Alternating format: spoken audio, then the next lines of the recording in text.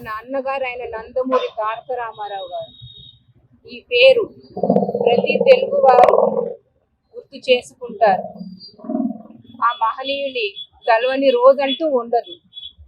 దేవుణ్ణి రోజు కొలుస్తాము, రోజు పూజిస్తాము. ఎన్ని తరాలు మారినా, ఎన్ని యుగాలు మారినా ప్రతి తెలుగువాడు రోజు ఆయన్ని పూజిస్తారు, కొలుస్తారు. తెలుగువారి గుండెల్లో ఆయన నిలిచిపోయారు. ఆయన మనతోనే ఉన్నారు, మనలోనే ఉన్నారు. ఆయనకి మరణం అంటూ లేదు. మన రైతన్న మహిళలకు,